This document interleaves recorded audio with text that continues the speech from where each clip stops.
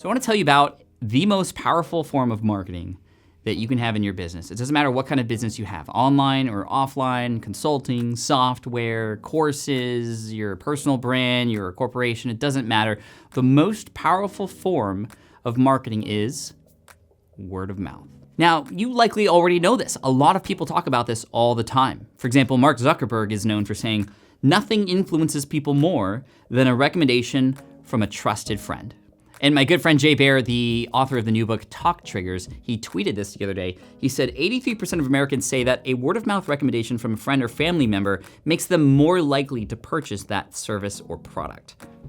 That's huge. All right, so we know that word of mouth recommendations are very powerful, but what most people don't talk about is, well, how do we get more word of mouth recommendations? Well, that's what we're gonna talk about today, so sit back and absorb. Absorb? What? Are you a sponge? Hopefully, take this in. All right, number one, you need to offer something and give people a reason to share your work, your products, your offerings, your blog, your podcast, whatever. You need to give people a reason to share something. People don't just share something unless, guess what? They're upset.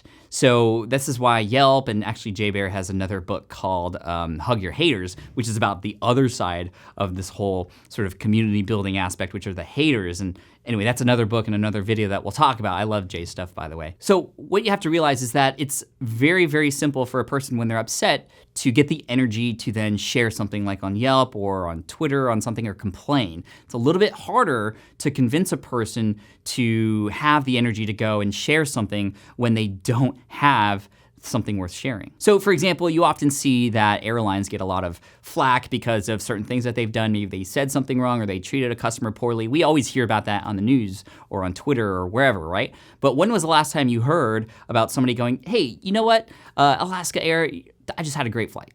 You don't hear that often. It's tough. So I could easily tell you, just offer more value. And that's kind of the default answer that a lot of people give when they go, okay, well, how do I get people to start talking about my stuff? But I want you to think about how you can take that a little bit further, because guess what? A lot of people are offering value everywhere. So how can you stand out and give something noteworthy?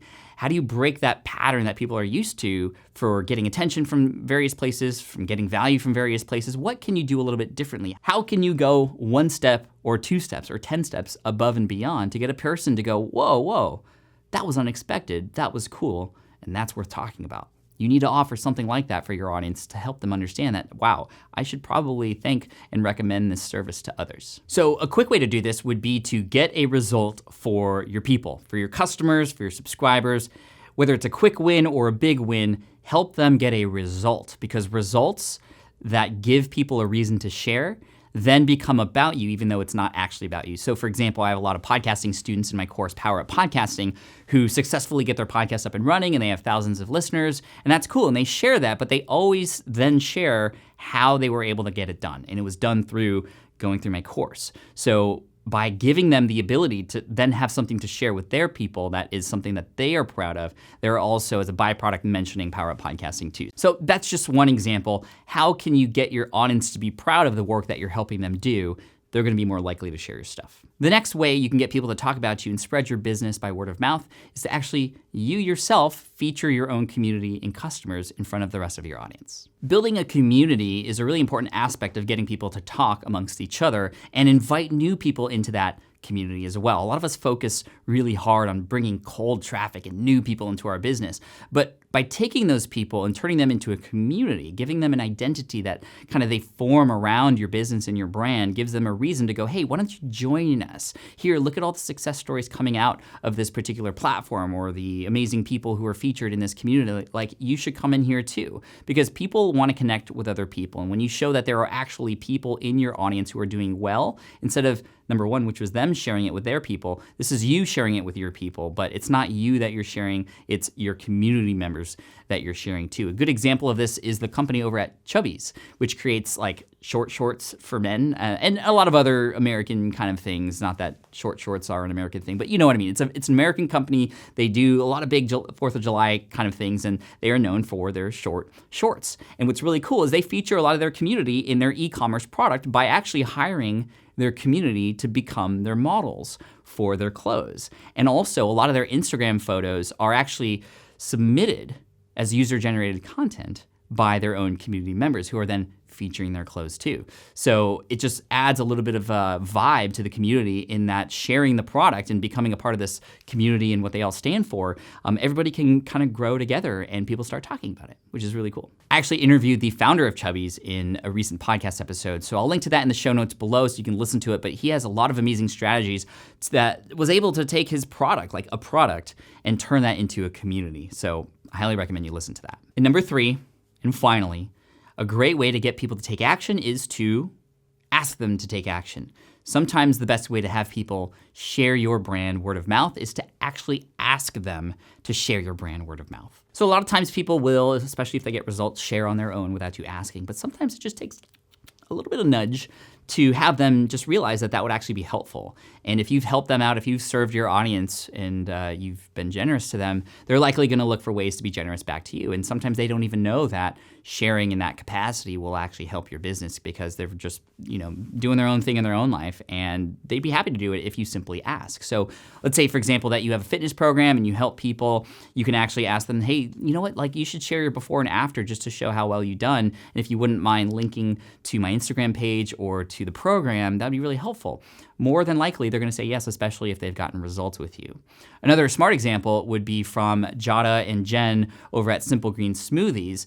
In order to get and move their community all together and to get their community to share with each other, they actually created what's called a challenge. It's a Simple Green Smoothie 30-day challenge, which encouraged people to join in on a 30-day challenge to drink simple green smoothies every single day, and they invited them to actually invite other people too. So hey, like ask your friends, refer your friends, it's free, come take this challenge. I'll link to the Simple Green Smoothies below. They also have a great book on Amazon as well. But the challenge specifically was great because it kind of housed a nice little movement in a short period of time for people to go and invite their friends and try these things together. And again, like if a person goes, hey, you should join me on this 30-day challenge, let's do it together, they're more than likely gonna succeed together because they're actually doing it together and holding each other accountable. So that's one way to do it, to wrap it around in a challenge. And then the final way to perhaps get people to share and spread your brand word of mouth would be to incentivize them to do that. You could reward them with something. If for example, they share something, you'd be able to give them a coupon code or access to something early. Those kinds of things work really well to incentivize people and to give just, again, another nudge to help people spread word about your brand and how great it is. So as you know, word of mouth is important. So by hopefully implementing one or more of these strategies, you're able to get people to talk about you more. And again, it just really goes back to this, default to generosity. How can you serve your audience in a way that's going to, as a byproduct, get them to serve you and reward you as well? And we live in this world where there is the law of reciprocity, where when you help people, they're gonna help you back. And again, with the advantage that we have nowadays with things like social media and blogs and podcasts, if you just give people a little bit of a reason to share and an opportunity to share a result that they've had, they're gonna do it. And yes, they might need a little bit of incentives,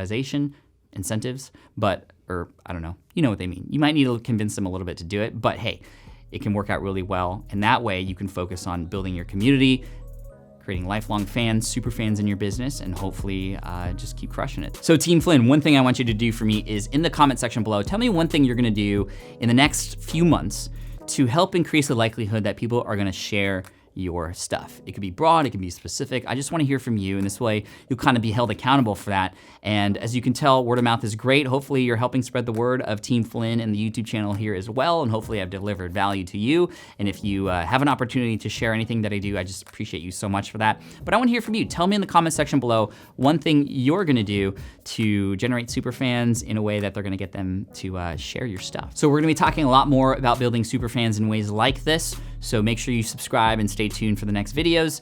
And you can probably watch the next video somewhere up here on the screen. And final words, just, hey, Team Flynn for the win.